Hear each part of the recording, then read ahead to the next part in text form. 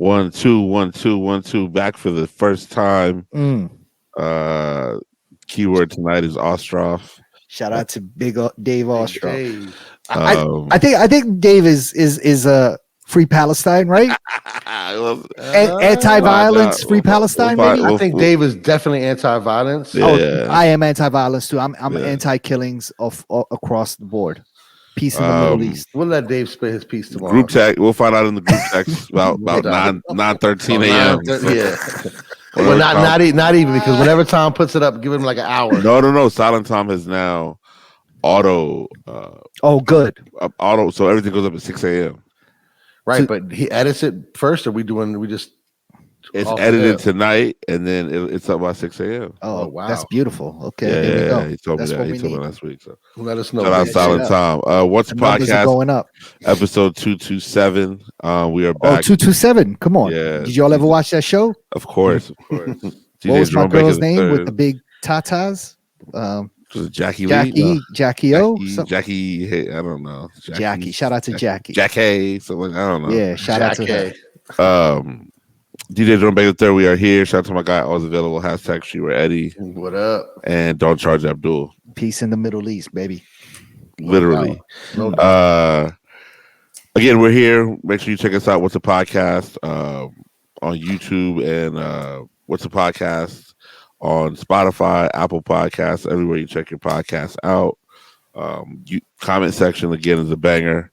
I feel like if we really want to lean in certain directions tonight, we can go a little crazy, but we're gonna remain. We're gonna keep things peaceful for now, because things can get misconstrued on the internet. In person, sure. I feel like conversations can be much more diplomatic and understanding, but on the internet things go a little crazy. The comment context, exactly. In the comment sections, things go even crazier. So before we get to our myriad of topics to talk about tonight, we all had a really, really good weekend.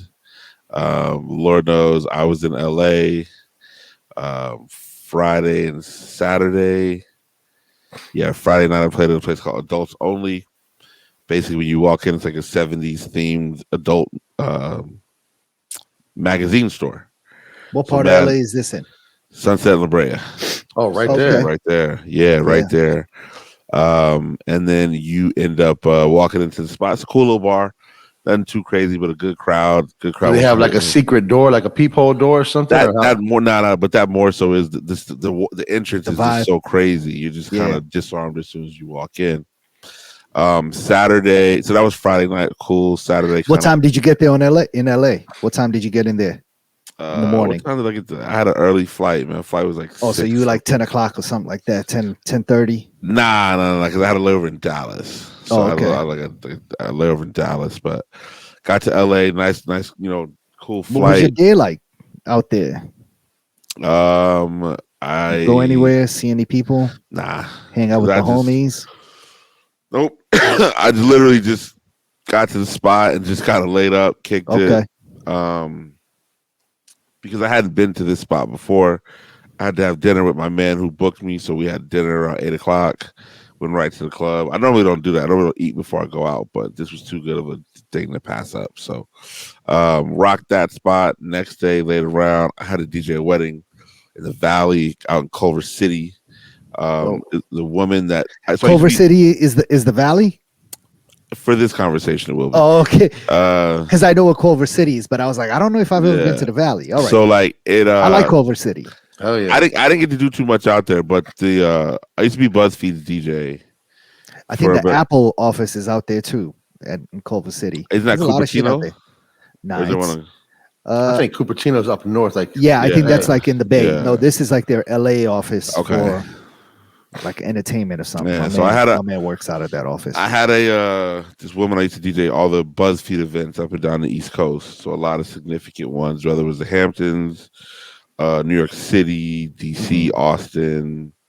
She just kept me gainfully employed by BuzzFeed. And she just got married. She's got married. She used to joke. She used to joke and said she would never get married. And then she hit me about six, maybe 8 months ago. I was like, I'm actually getting married. And I kind of laughed it off. I was like, haha, you're being funny. Because you always said you would never get married. She's like, no, I'm really getting married. So we worked it out. We've been working it out. It's tremendous. How was the wedding? wedding. You know Any what I'm single saying? women? I don't believe so. It wasn't. Jerome wasn't looking for him. Definitely not at that one. They How were was nice LA? How people. about in the club? What did it look like? Adults for your- only. for your Adults single only life? wasn't. Adults only wasn't. No adult action for you. No adult action. I did go to the Donovan's yard after the wedding. Okay. It's like a big streetwear party. Somehow Big streetwear party. somehow Roland and I were both in there at the same time and didn't see each other. Okay. But Donovan's yard's popping. Roland is outside. He's getting busy. Donovan's He's making yard, his way through LA. Donovan's Now yard. that he's single. Am I allowed to say that? I don't know. We'll know. We'll find out. We'll get a text. All I know Roland is at every streetwear party. Donovan's yard was popping, man. It was a good time. I thought Sean G and Drew Bird played really good sets. This is their new joint. This is their new party. No, it's not new. It's been going around for a minute. They've traveled the world doing Donovan's yard parties. But they used to do the other shit. Shaba. I think this there was is now the replacing of that, right? I think I think there was some legal action that Shaba that made them have to change the name or something. Okay, like but it's that same sort of party. Same party. Dance hall and all exactly. that. Okay. I love that shit. It was dope. I had a good time at Shaba. It was a dope party. I had a good time. That part of LA is super busy, super cracking. Like I think it's even Hollywood, maybe. I'm not sure. Right by the Capitol Records, like building, like all that over there. Oh, okay. Yeah. So, really good party, man. Just a good time. I had a 6 a.m. back out of LA, right back to DC. Damn. So, you know what I mean? But it was for the best because it was raining and it was fog. So my 6 a.m. flight, get the fuck out of there. 6 a.m. flight turned to an 8 a.m. flight. I'm like, oh man, I'm about to miss this. But then it was like we good. Ended up getting back to DC at like 4:30, 4:45. Caught some kava at the airport and then just went straight to DCA or Dulles? DCA. Nice. And then went straight to Dewdrop. And Dewdrop Sunday was the weather was just perfect, and that was one of the best parties of the year for sure. Oh, really? Me and Josh Sonic tore that thing down. Body Scooty, Uncle Scooty was in there. Scooty was on the mic. Yeah, he did a good job. Is Scooty on the mic when Josh Sonic's DJing or just you? Yes, he's on the mic full time. Whole party. Yeah. Was it a Rock Creek party or no? Yeah, it was Rock Creek plus Fun Set is what the crew of the people over there are called. Smudging them? Yeah. Okay. Amazing party. We ended up going till 1:30. Started at 5. So that's everybody. You just go back and forth, right? Like you play. We go for like just me and Josh Sonic. It's me and Josh Sonic. Yeah. And then you were tired. I was hurting. And then God damn, the homie Pay, who I think you guys know Pay for sure. He was there with his backpack, just looking very eager. It was about 12:30. I said, "Hey, what you trying to do? Hop on." And when he got on next thing I know, I see me outside, Josh Sonic outside, Scooty outside, Smudge outside. Like we were all spent. You know what I'm saying? And I got my stuff together, man, and I could barely stand up. And that must have been some good sleep that night. Not really, because I had to work the next day. I was so I was like, what? And it was a holiday. Like you close your eyes and you open them and it's fucking already daytime. 9:45 in the morning. Like I got to be to work at 11. You know what I'm saying? Fuck that. And, did you have Bella? Yes. Monday was a holiday. That's right. Yeah. Damn. Indigenous Peoples Day. You feel me? So yeah.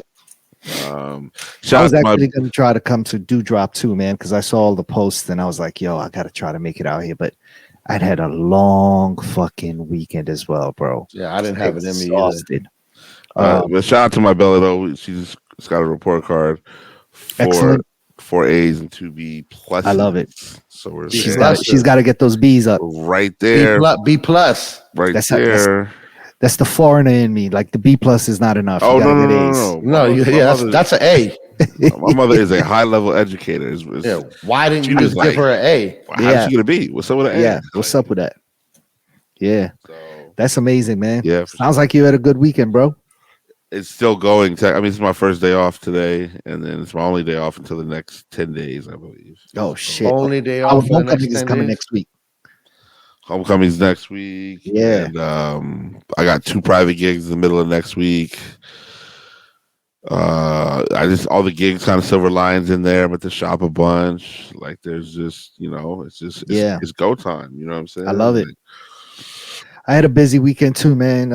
Friend of the show, Clark Kent, was down here for club quarantine at the Kennedy Center. I didn't even know that was going on. Yeah, he did. So club quarantine was a 3-day event, actually, Friday, Saturday, and Sunday. How come they didn't post it anywhere? How come it wasn't posted anywhere? I don't know. Maybe our algorithm just wasn't catching that shit. I didn't see anything. Nah, they've been posting that for at least a month and a half. Yeah, now. I mean, I think we're just not in tune with like the Kennedy Center like that. So for sure. But yeah, they had a comedy show on Friday, and Clark was DJing that. And they had Michael Che. It was one of the comedians. It was my first time hearing his set. Dude is hilarious, man. And Chris Spencer, who's another comedian, also the creator of Husbands of Hollywood with Kevin Hart. I don't know if you all ever watched that show back in the day. Really, really funny show. Yeah, so a lot of good comics. So that was Friday night. I went to the show with my wife. Saturday was the actual club quarantine itself with the musical acts, and they had Jada Kiss was on there, Camp Lo was there. Wow. Marshall Montano was there. Soca Music. I mean, he brought the house down with his set. Was it just Clark DJing or D Nice played too? No, on Saturday, Clark played the after party afterwards. Him and D Nice played the after party, but they stayed the whole weekend. Clark and his wife came in, and they stayed the whole weekend just to hang out in DC and make a weekend out of it. He played Friday night, and then Saturday night after the show, there was an after party also at the Kennedy Center at the Reach that we went to, and he DJ'd that with him and D Nice. And it was dope, man. It was great watching them both DJ together. I mean, they're both, they're part of the Originals crew, which is Clark Kent, Stretch Armstrong, Tony Touch, Rich Medina, and D Nice. So they obviously have a lot of chemistry when it comes to playing and DJing together. And so just watching them just on turntables, like one going record after the next is scientific if you really think about it. So it was dope, man. It was a nice little party, and we hung out there, and went to brunch the next day at Sequoia's and hung out and came over to the crib and chilled out. And it was just a good family time. So once they left around 6 or 7 o'clock or something like that, I just couldn't get it together to go to Do Drop, to be honest. I was just exhausted and tired and full. And it was a wrap. But Monday was cool, man. I'm just getting back on my feet, recovering from an injury. So I was able to go out and for the first time and go knock out 5 miles on a run. How'd it feel? All right. I mean, I'm slowly coming back in. I'm gonna go back out tomorrow morning. I'm trying to hit 1,000 miles for the year, man. It's where are you at now? I'm a little bit far. I'm like 750, maybe 730. Damn, can you do 200 some miles in 3 months?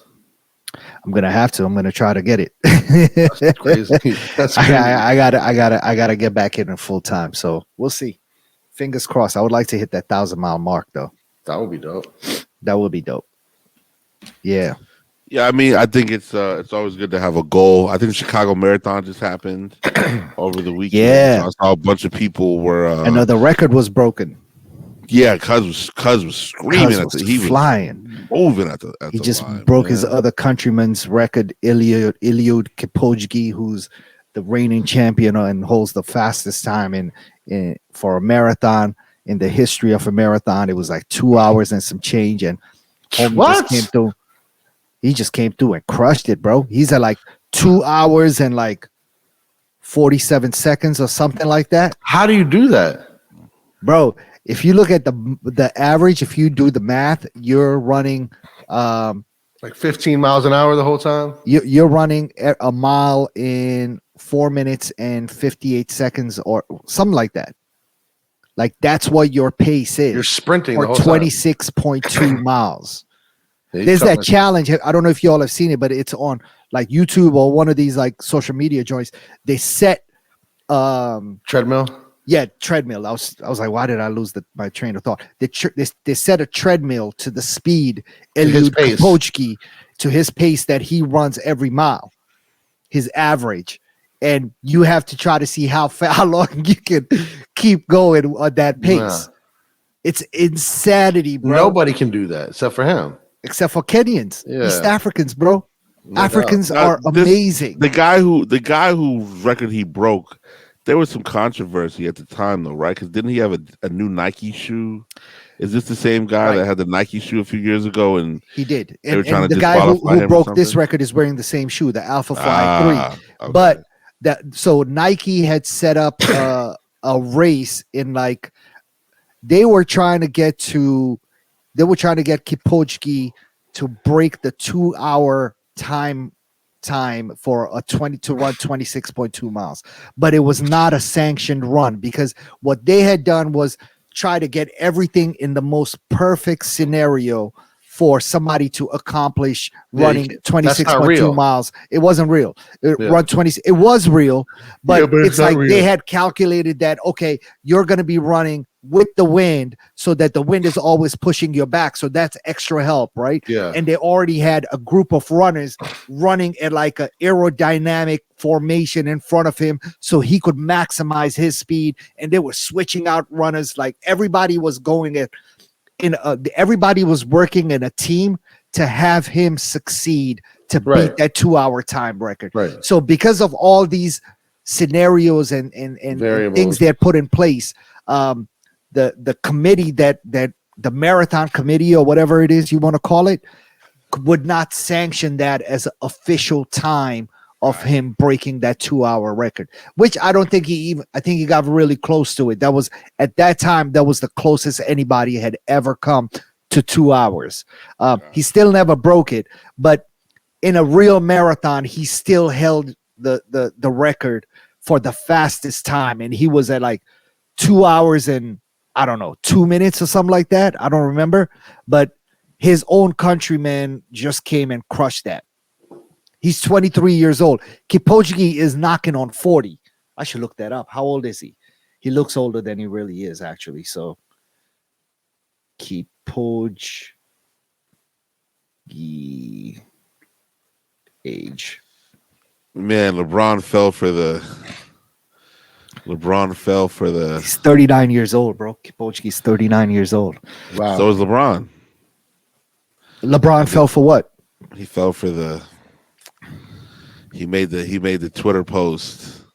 My bad. We're getting off topic. I'll send it to y'all in the just now. He just made a Twitter post 30 minutes ago about what we were talking about before we started recording. Oh shit. Oh shit. Did you posted it? Oh shit. Look at the phone. Look at your phone. Yeah. What's the podcast episode 227? Shout out to all of the runners and all of the people. Streetwear Eddie, you are completely frozen on my screen. Oh, really? Yeah. Completely frozen. Damn it. Yeah. LeBron. They got him. Okay. Still frozen? Still frozen, my guy. What about you? You're frozen. You're frozen on my side too. Yeah. But it's all good. The audio's coming in crispy. Word. It's like, it's like you're doing the show live from like recovering from surgery. He's in the pen. Yeah, he's in the pen. But yeah, man. I mean, I think the it's crazy to see how running has just become like a national sport at this point. Like running has become people's. I mean, there's so many people running when I take Isabella to school in the morning. It's incredible. It is incredible. It's incredible. And I think that even like now as it cools off a little bit, people start putting these cold weather fits on. Oh my goodness. It's even iller. It's like my Lululemon versus your Aloe versus your Nike versus your XYZ. Like, folks be trying to kill it. I respect it. You know what I'm saying? Yeah, I mean, it's I go in pretty early in the morning and I see this one dude every fucking day, and he looks like he's already been in. Like when I'm stretching and I park my car and I'm outside and the same spot at the same time, he comes flying by. Like every single day. He's already I think he's nearing the end of his run when I'm starting.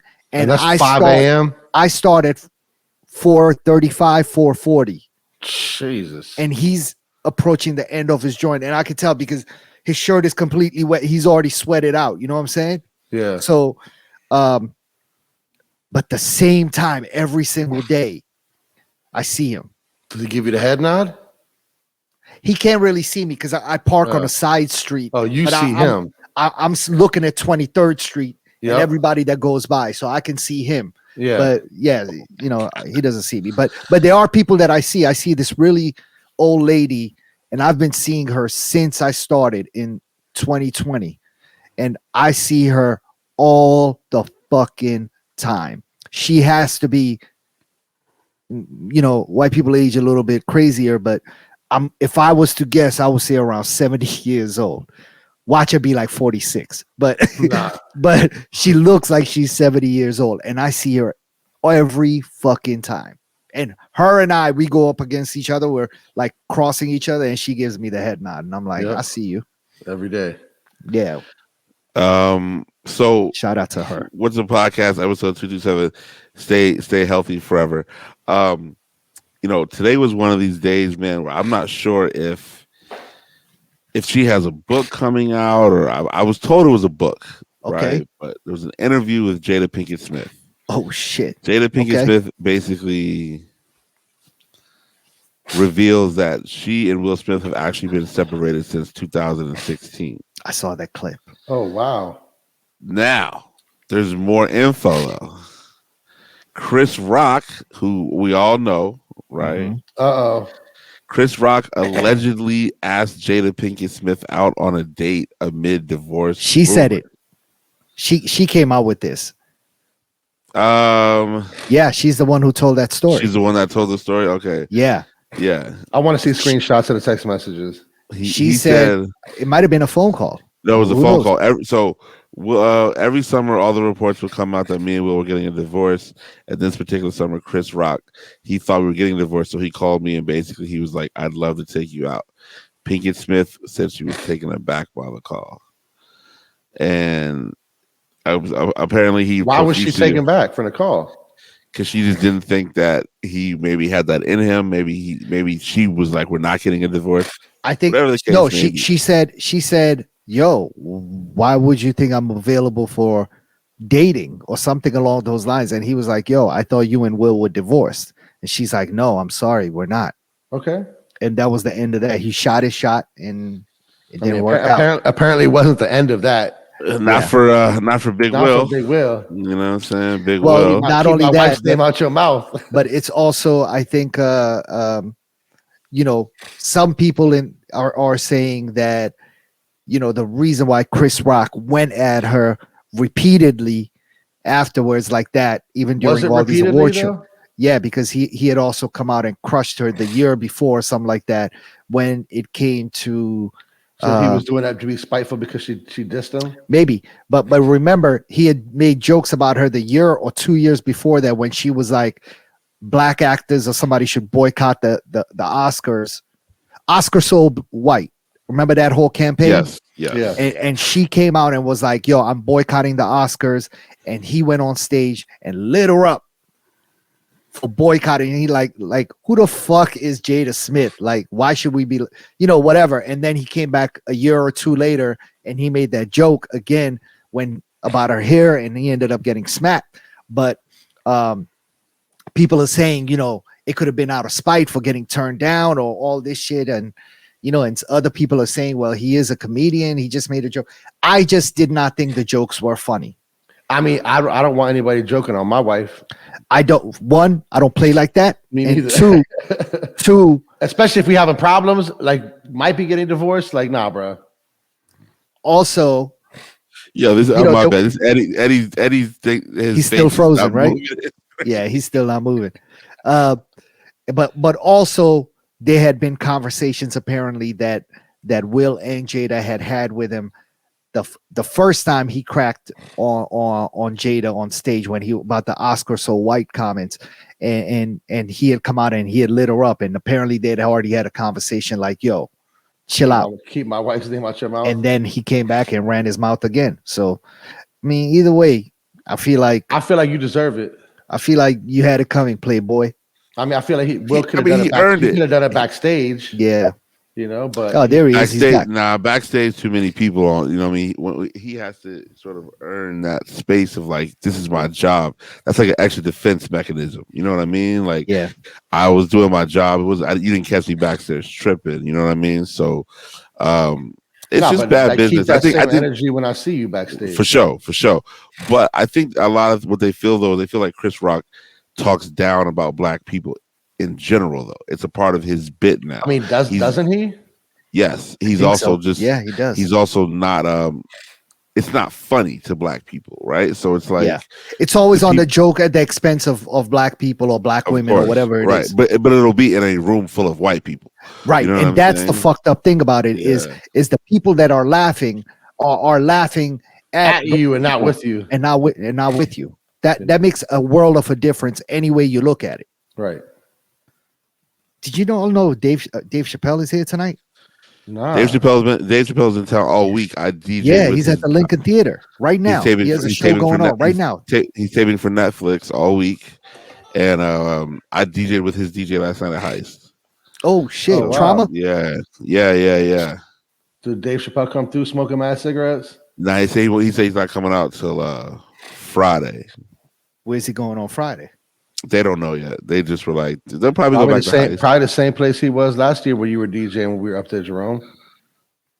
Remember the rooftop spot? Oh yeah, probably either one of those two places.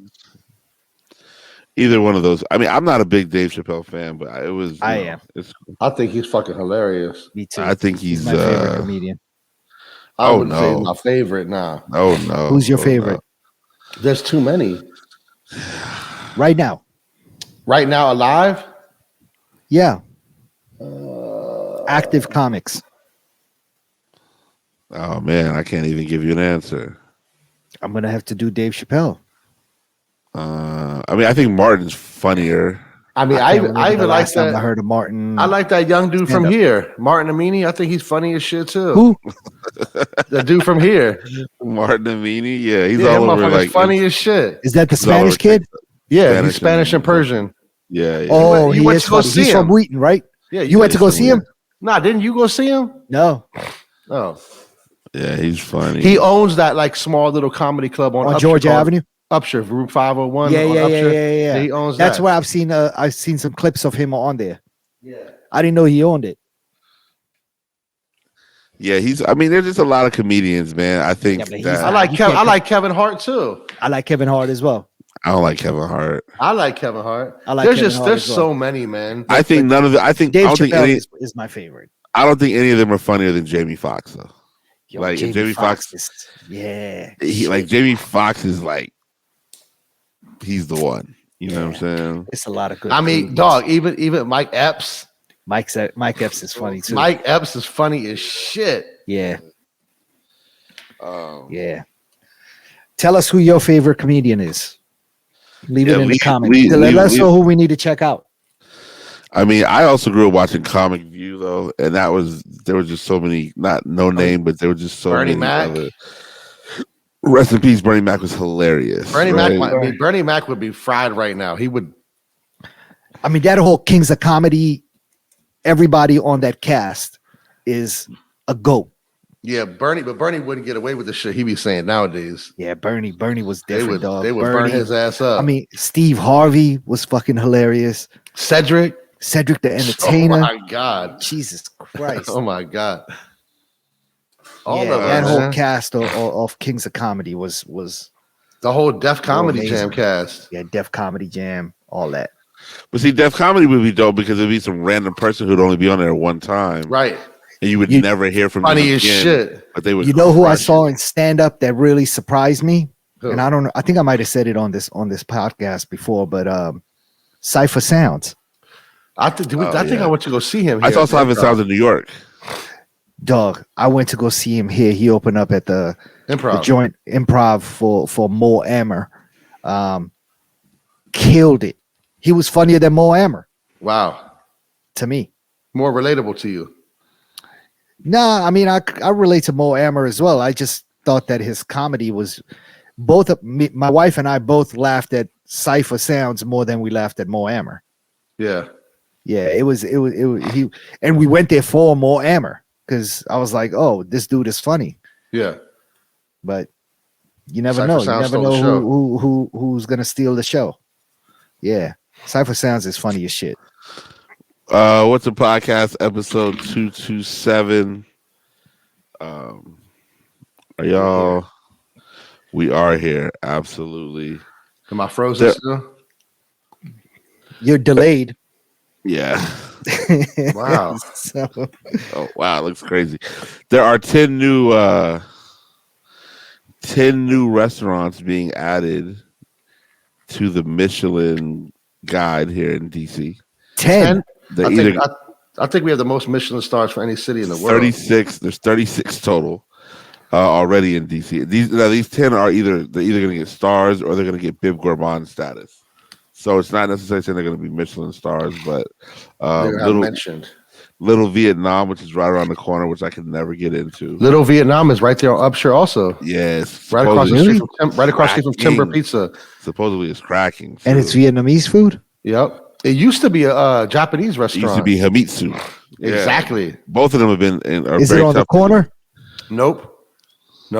It's like right next to where that little Hello Kitty store is. Is it pricey? Little Vietnam? I mean, what's not pricey in DC? I mean, everything in DC. You're gonna spend $200. Oh, I could still go and eat for 80. Yeah, for two people. Exactly. So Grazi Nona is on there. Grazi Nona, where's that's right there by Shoto, right? Yep.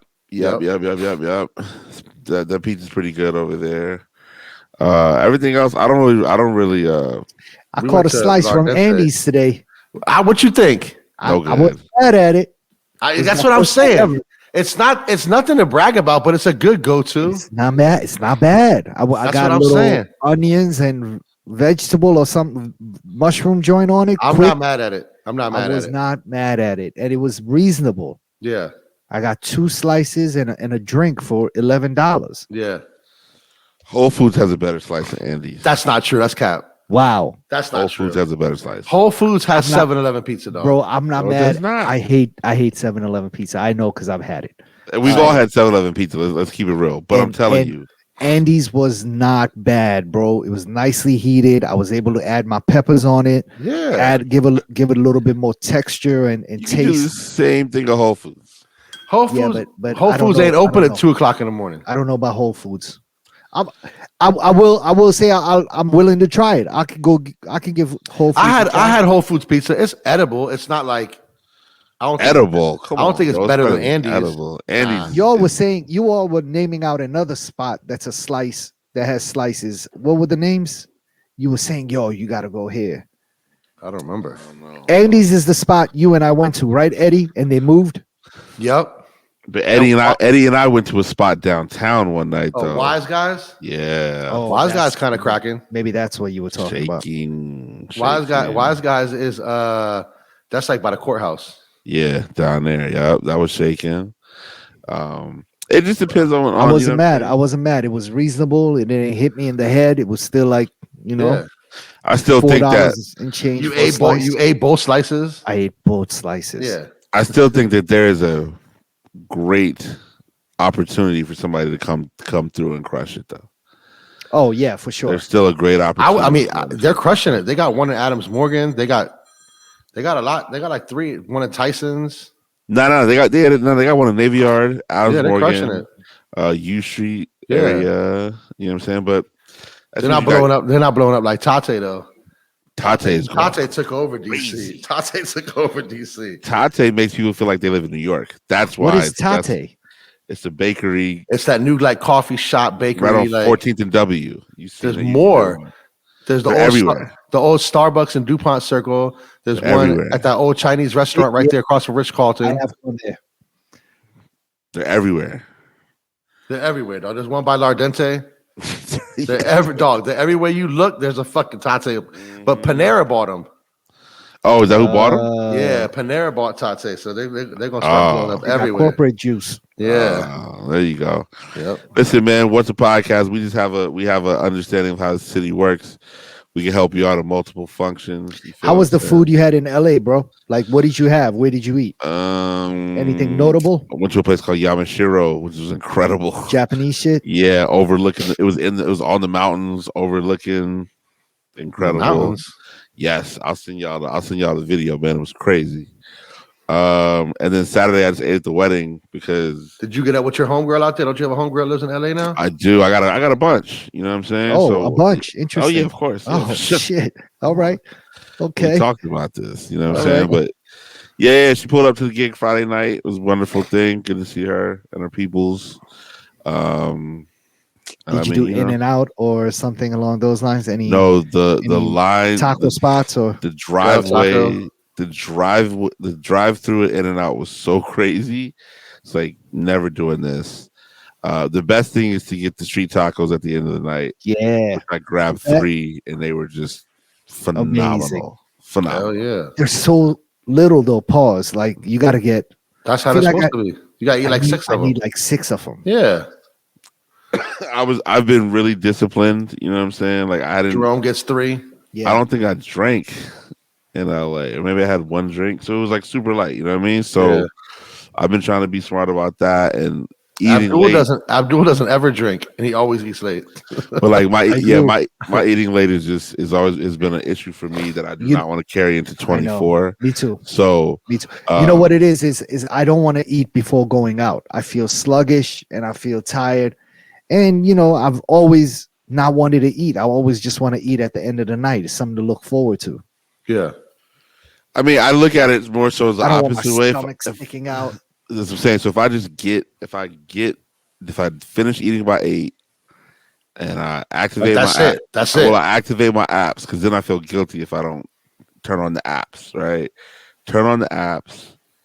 And then I'm like, okay, I gotta abide by this. And if my fasting is from 8 p.m. until noon, I'm good money, right? But if I eat at 2 a.m., my whole body's thrown off, and it's just bad for you. So, no real crazy eating in LA this time, but I'll be back out there in January. So, looking to lock in 1 more gig on a Friday, which I think I'll do tomorrow. And then I think we're going to Salt Lake City in Vegas. What's out there? Weekend. So it's just a research, it's a recon, you know. R&D, baby. Who are you going out there with? Killer Kel. Well, you in there then? He's gonna take you to the spot. You in there? Killer Kel already know. You got all the white bitches on lock. I mean, wait. What? No, we might have to bleep that out. I was a little aggressive right there. I mean, damn. Kel just got the party. We got Kel got the good times in the Middle East. We got to bleep that out. Kel got the good times on lock. We got peace in the Middle East. 38, 28. We got to block that out because I was a little aggressive. That got out of hand real fast. I think we should just rock with it. What's a podcast? Yeah, it's not like you spitting facts. Peace in the Middle East, we here. Peace in the Middle East, we here. You feel me? Shout out to Kel. Shout out to our Palestinian and our Jewish families. We love y'all, man, for real. Yeah. One time for the Palestinian, free Palestine. You already know. Man, did you guys see? Okay, so Complex has a video that they are reporting it could be Bigfoot. What? Have you guys seen it? Look on the Complex Instagram. Okay. I don't believe it. There's a video of a figure. It's like the Chinese alien. Nah, it's Mexican aliens. Yeah, that's what I mean. Mexican aliens. Hey man, shout out to the Mexican aliens. All right. Oh shit! Bigfoot sighting in Colorado. Nah, dog. That's that little that's a zoomed in hunter. picture. That's a hunter out here. He's just dressed in all camo, about to go to a Yeah, paintball game. No, he's like, he's looking for that big buck. Fab, that is. Oh my god, that's a human, bro. He's just fucking in a paintball game. You caught a ongoing paintball game. And why didn't you pull up on him then? If you thought it's like Bigfoot, why are you standing like this is not Bigfoot? Listen, man, things are happening out here. We want to give a big shout out to. I actually watched about 35 minutes of it today. DJ Cousin B and Aster. I watched about 35 minutes of the interview today. Yeah, real solid piece. Cousin B's having a moment. I love it. He just did Culture Con in Culture Con in New York. Yep. Think we're gonna have to do Culture Con, and then Afrotech is coming up very soon. And I actually did Afrotech. Afrotech is just like black people in tech. That's in the Bay, right? Austin. Oh, Austin. Okay. Mm-hmm.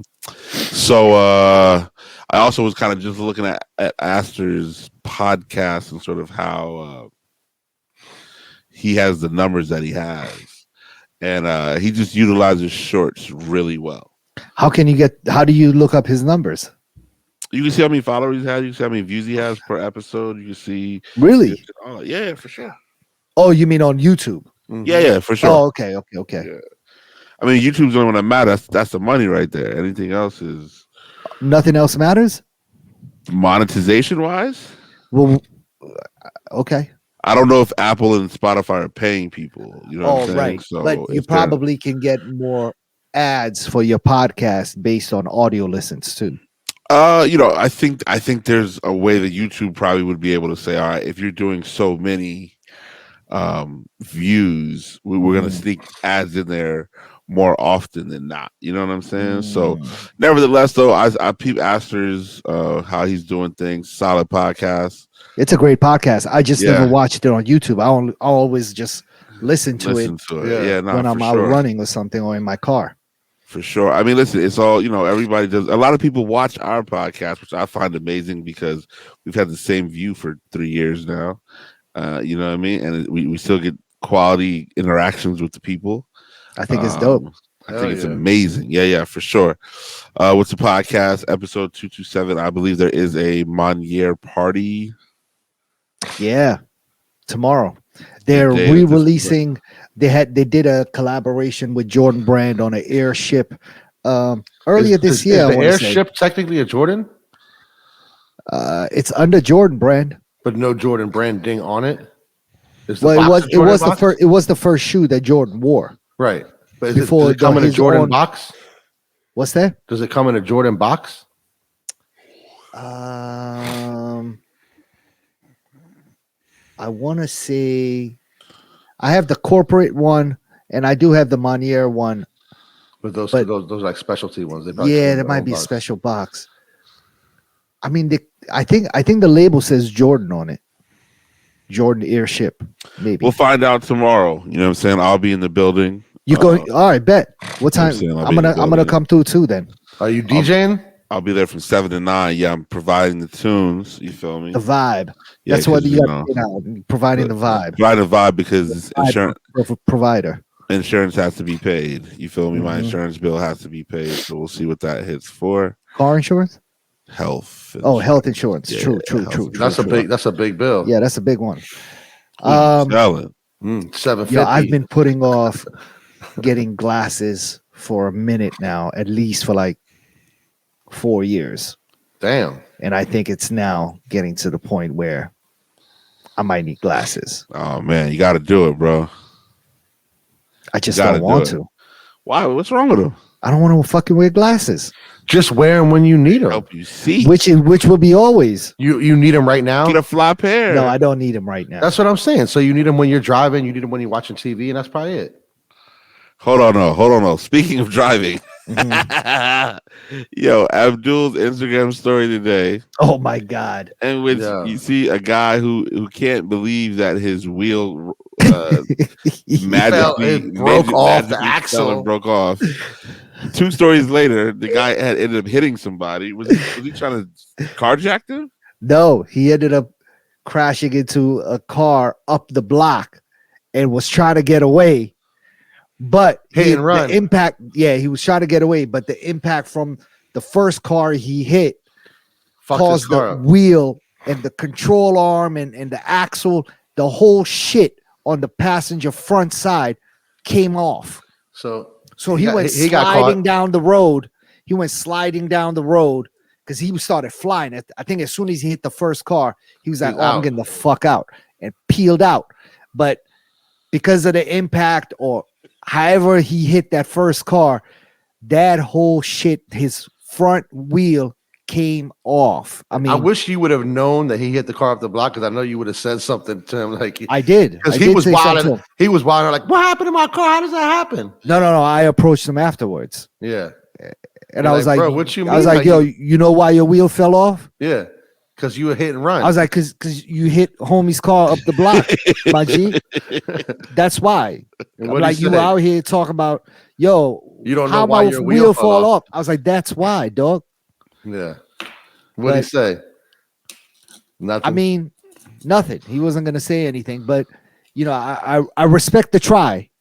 Yeah, I respect him trying to get the fuck out. What was he couldn't say anything, and he kind of gave me this. Okay, all right, we're good. The crazy part is it's very there's a lot of hills over there. So if he would have been going downhill or something, it would have really been. Oh, that wheel was gonna fly into somebody's front yard. Living situation. Yeah. Be safe out there. The cops come and lock him up?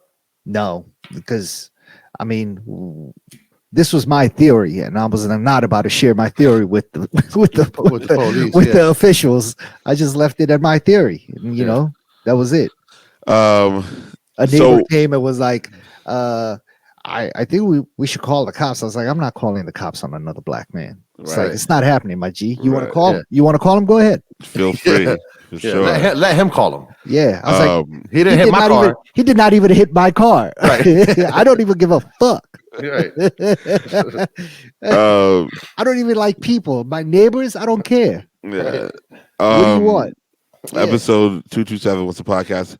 For $46. For $46 per share, you can now own a piece of Birkenstock, as they have now gone public with their IPO. Is that a good move? I think so. I don't think so. You don't think so? I think 46 feet, but Birkenstock, I think, is only going to keep going up. I think it's going to go up, and then I would, I'd look to let some of them go by about April once it gets hot again. You know what's going to make them? You know why I say it's going to go up is because they have now gone from a historically hippie brand, more predominantly by white people with long hair and earrings, to now they've also entered the people of color community. You know what I'm saying? Yeah. So now that percentage of people that was buying it, which was, let's say, 5%, has now expanded to, and it's going to continue expanding. But did those hippie white people stop buying them because they're still buying them because they're cool now? Let me buying them. Let's do the knowledge real quick. Okay. All right? Let's do it. Birkenstock stock ended more than 12% below its initial public offering price on Wednesday, in an underwhelming Wall Street debut that signaled investors remain cautious about new listings. Shares of the 250-year-old German sandal maker started trading at $41 after the IPO had priced it at $46.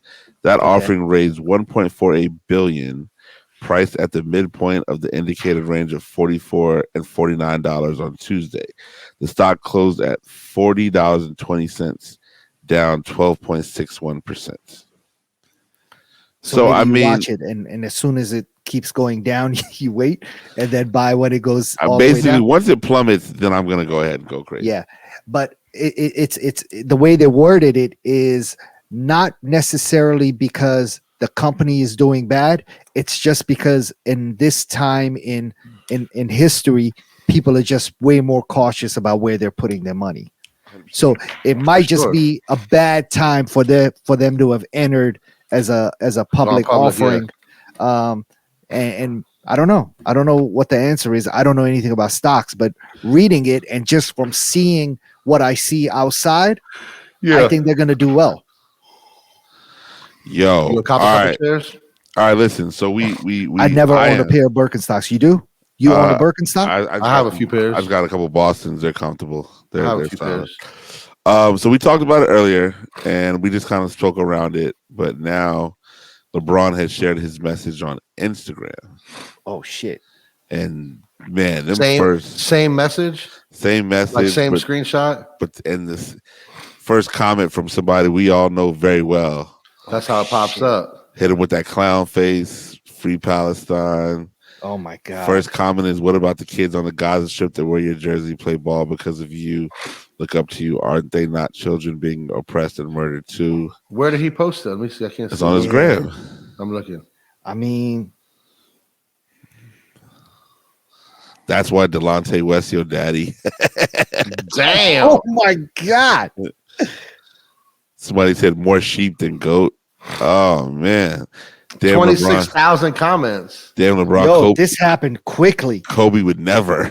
Damn, ain't no jigger wrote. Go read the Malcolm X book again. 28,000 comments. Somebody on Twitter said he didn't. Somebody on Twitter had that picture that uses ain't no jiggers and said, guess he didn't finish the book. He said, go read Malcolm X book again. Oh my God. Damn. I mean. Oh, somebody put a picture of Uncle Ruckus.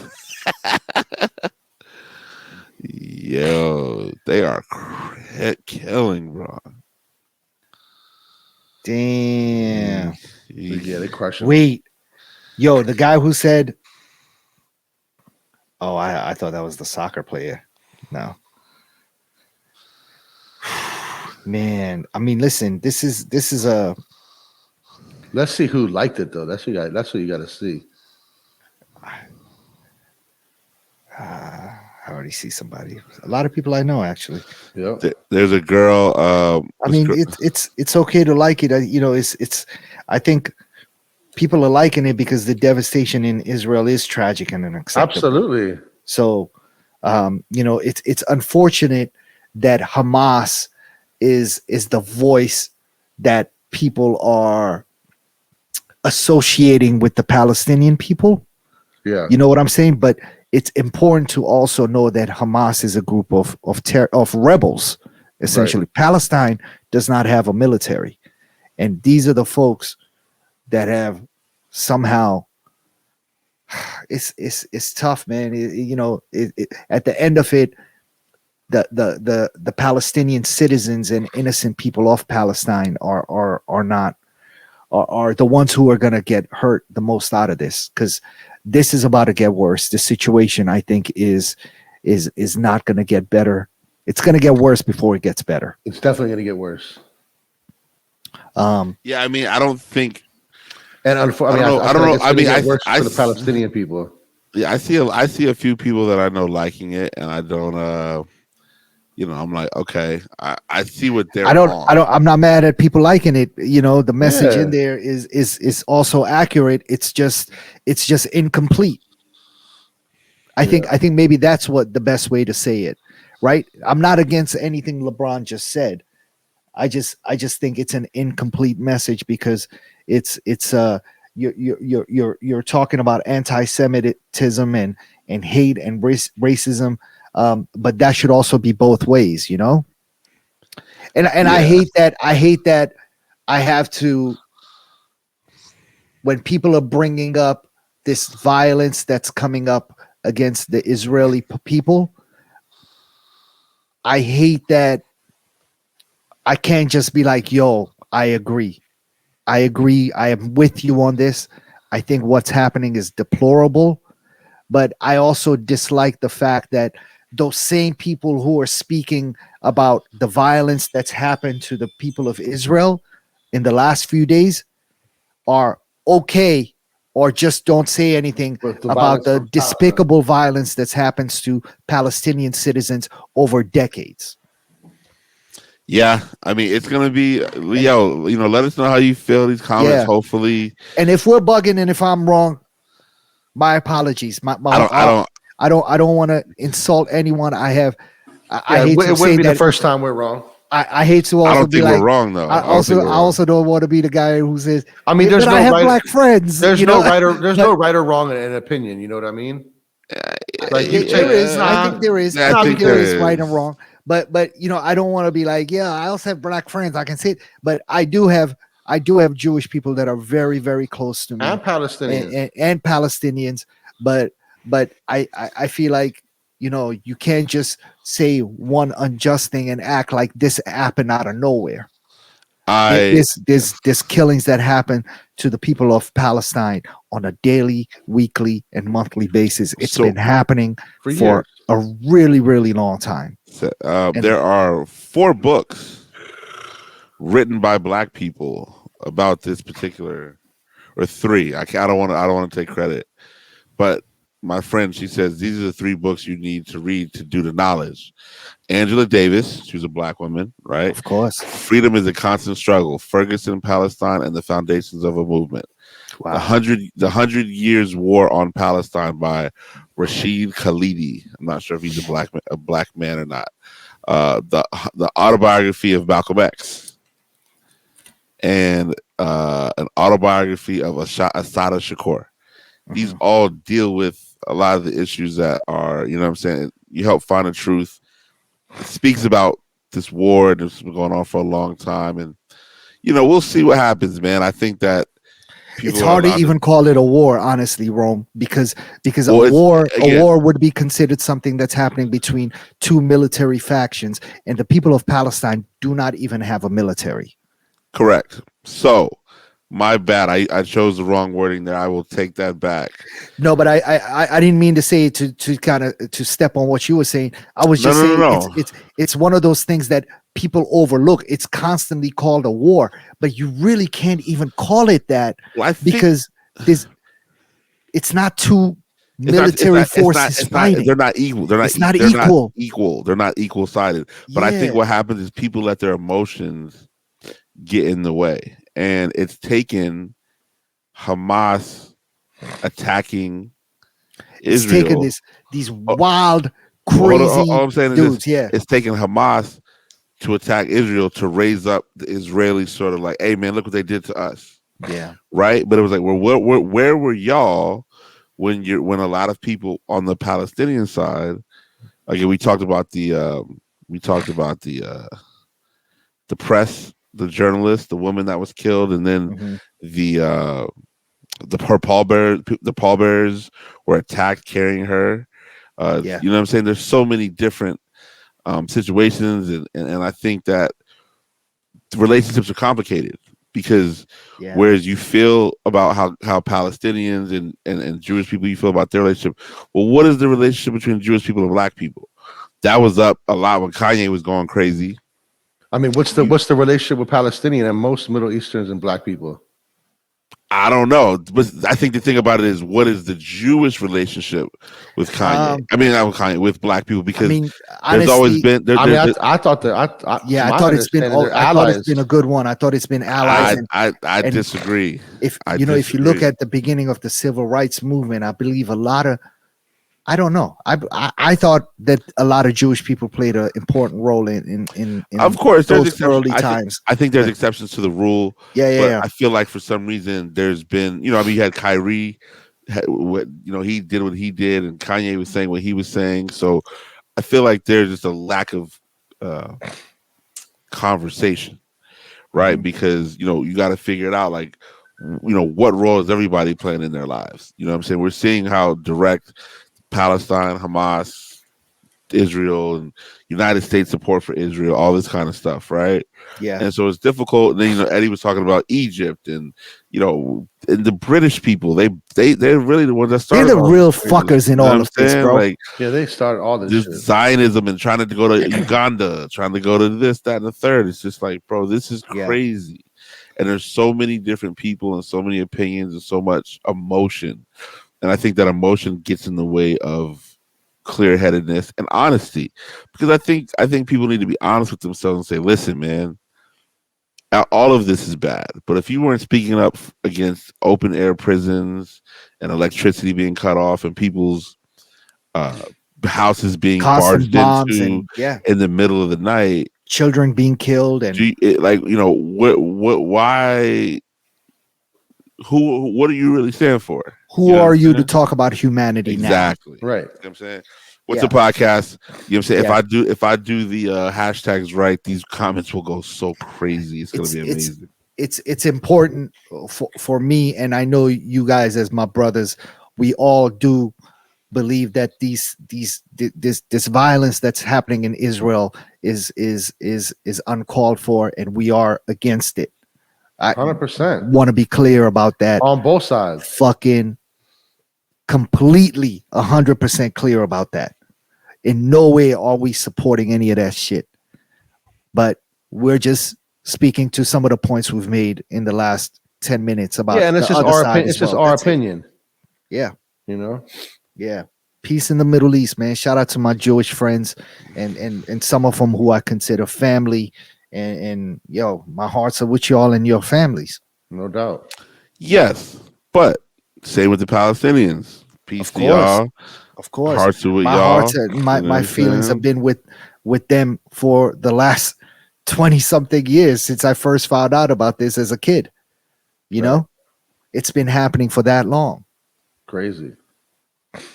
Yeah, it's crazy. I think it's. What is LeBron gonna do? What do y'all think?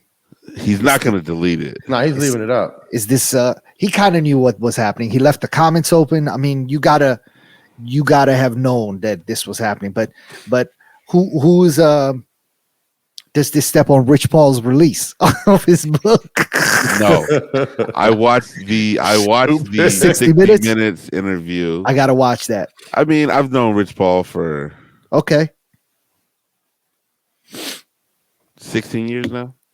Okay, he's a nice guy. You know what I'm saying? Like this. I mean, I've known him before. No, LeBron was his client, but he. So it's our first weekend. One of our first weekends at Commonwealth is open.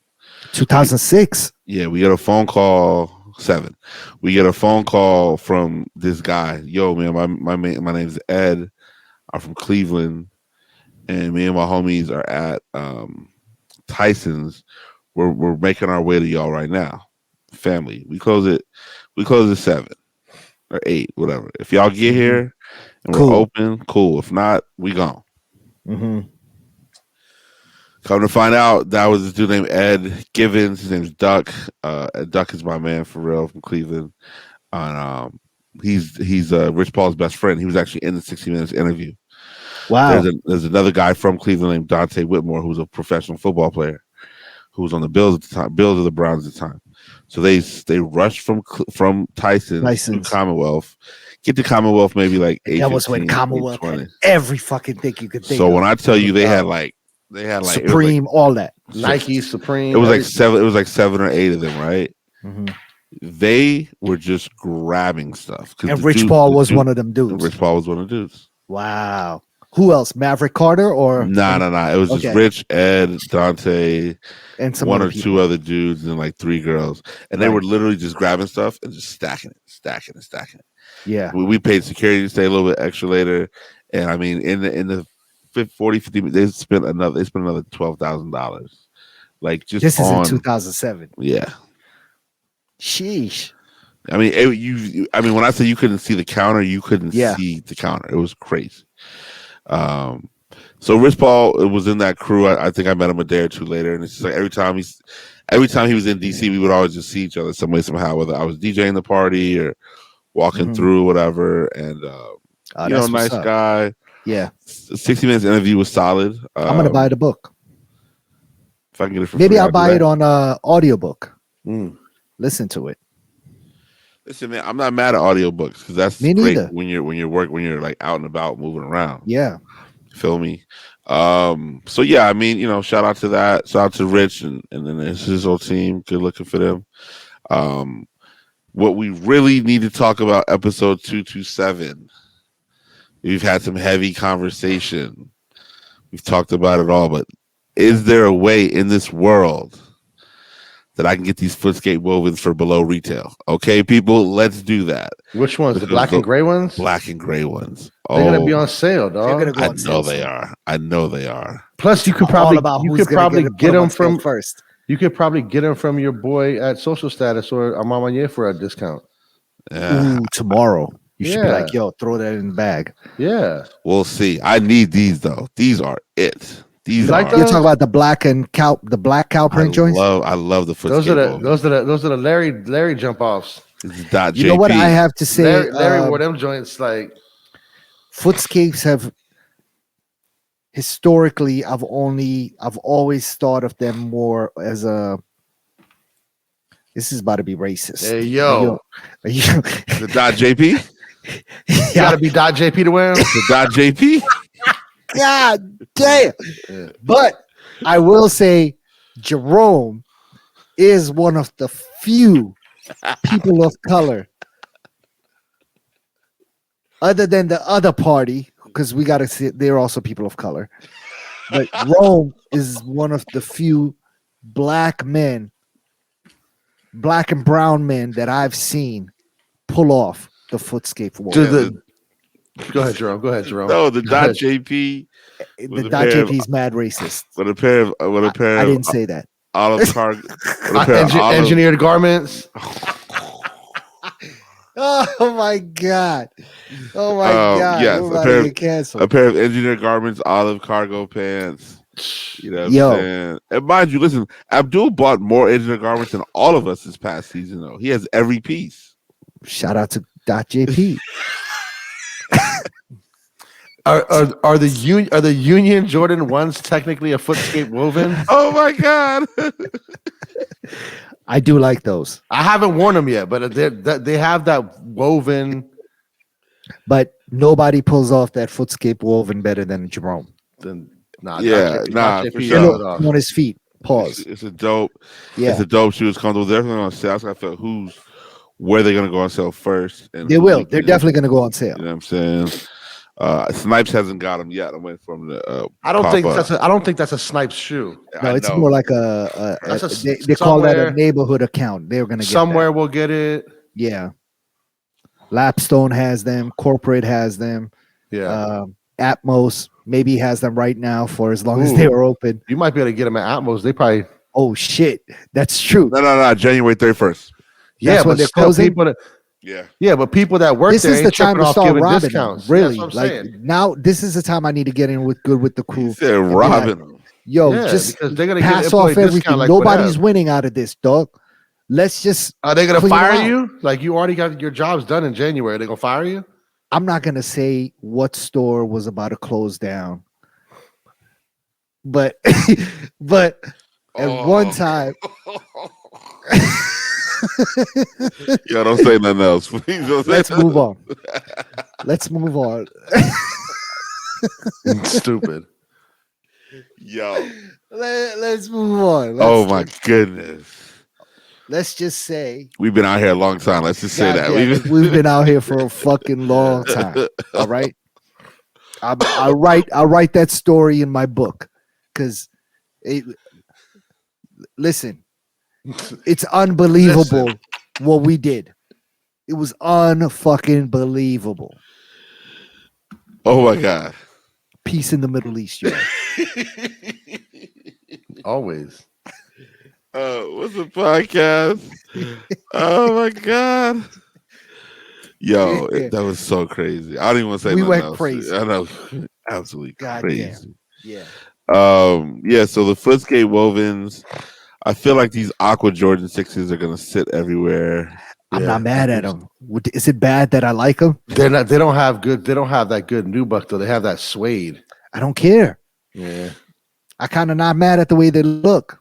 I don't like them. Yeah.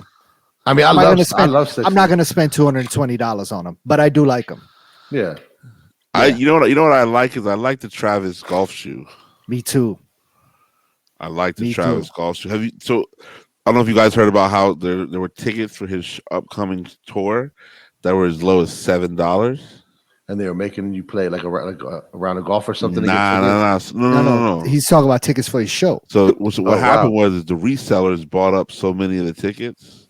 Oh shit! And then there was no demand for them. So for them just to get them off, they were selling tickets for as low as $7 a piece. Wow, crazy! People came up. He has a show right now in Charlotte, North Carolina. It's going on tonight. I just was following my man Easy's Instagram story, and he's there right now with Travis. So that show's happening tonight in Charlotte. Is Travis coming out here? Is he due for a DC or Baltimore date? I think he missed DC on this one. Oh shit! Okay, skip right over it. I think he did. Maybe I'll go to Philly. If he's in Philly's a big market. Yeah, I don't see why he would skip DC though. DC is like the major. Right. Yeah. DC is a major stop. Hold on, let me double check. He's actually going to Baltimore. Yeah. That's not DC though. CFG Bank Arena. I don't even know where is that. It's the same place I think SZA just performed at last week. Okay. Is that the Royal Farms Arena? They probably changed the name. Yeah, something like that. Yeah. I mean, he's doing 2 nights in Phoenix, and you skip DC. That's crazy. That is crazy. That makes no sense. Yeah, I might have to go to B-more. He's doing 2 nights in Portland. What is going on? He probably has one night. Nike. What is all Nike? Right. Yeah. 2 nights in Austin, 2 nights in Miami. Yeah. 2 nights in Boston. It's kind of crazy. And no DC? No DC. Damn, Travis. That's foul. Crazy. That is foul. That's foul. Crazy. Yeah, for sure. At this point, we're going to say, what is Abdul watching? Man, I watched the Beckham documentary. I don't know if you guys have gotten a chance to check that out on Netflix right now. Is it good? It is good. It's a 4-episode series, limited series, and it starts off with Beckham as a kid.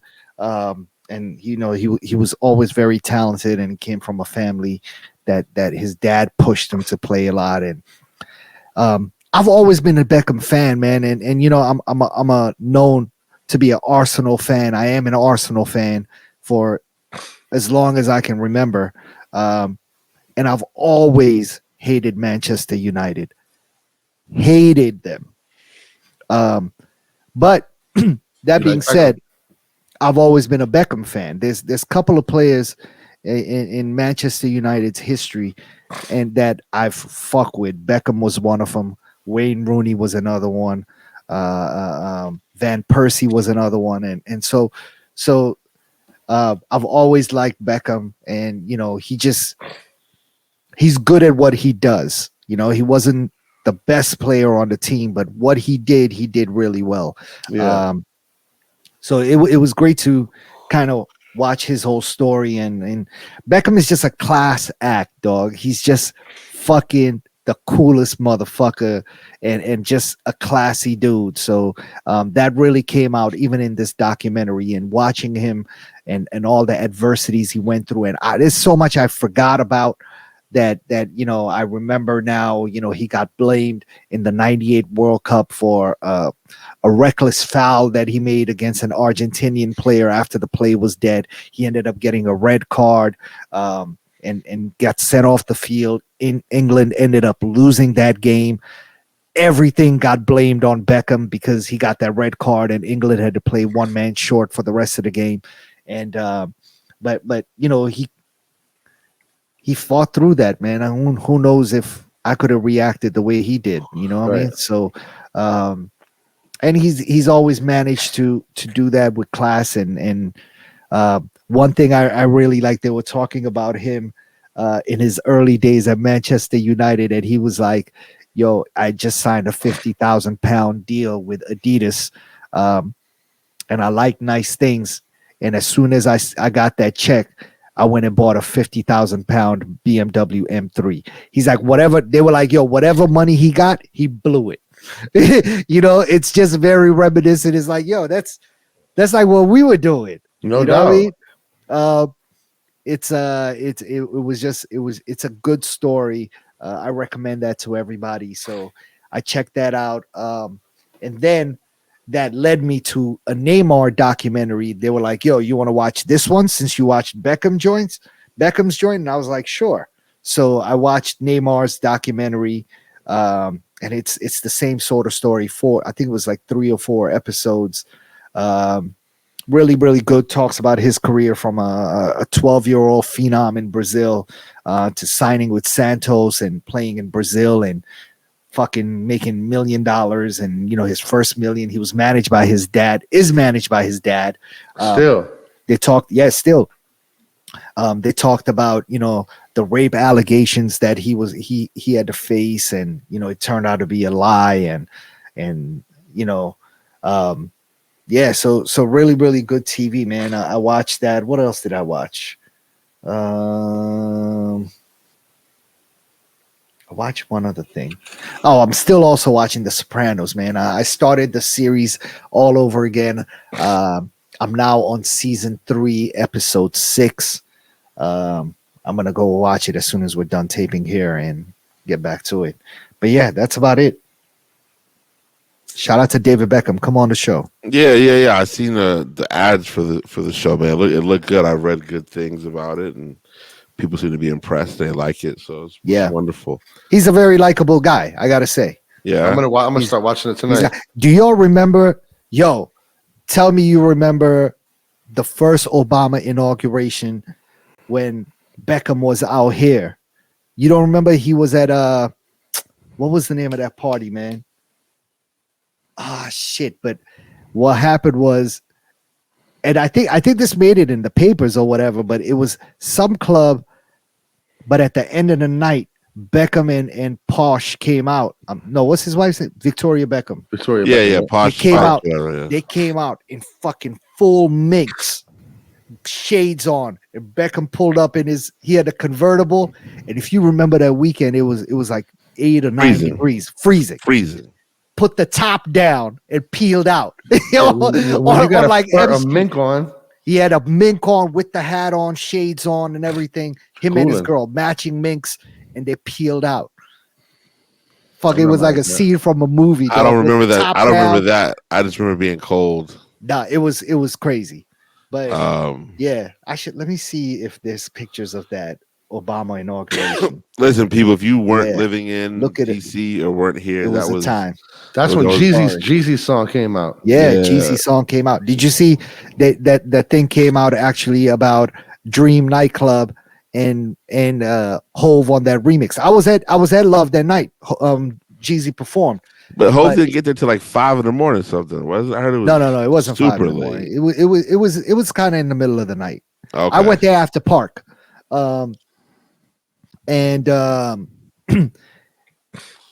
Jeezy said that Hove, he's talking in this interview, and he's like, Hove was like, yo, I want to do this remix with you. And Jeezy was like, yeah, listen, that's great.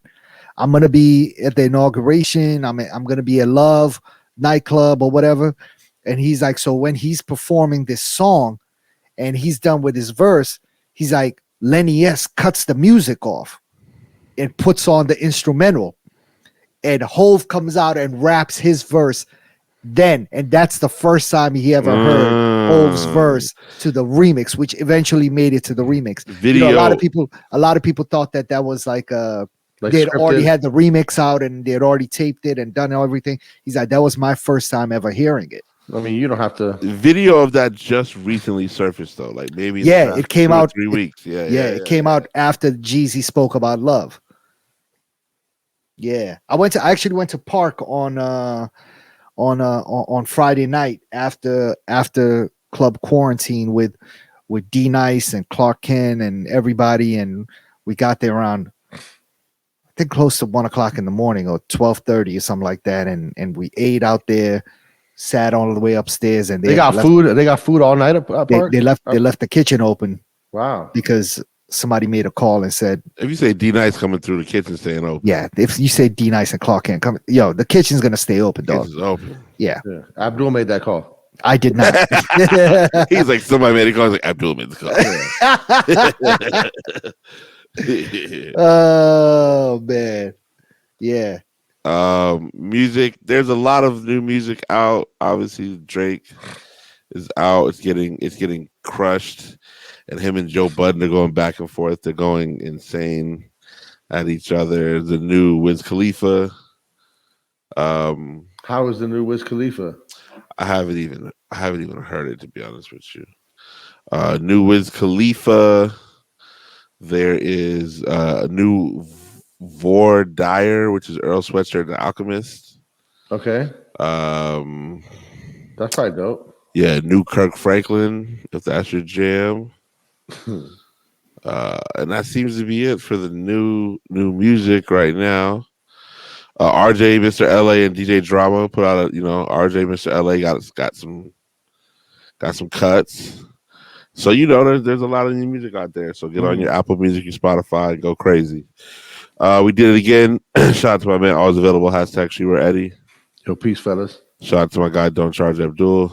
Yes, sir. Peace in the Middle East, man. Y'all are in my prayers, for real. One time for Silent Times. DJ Jerome making the third, and we are out. Peace. Peace.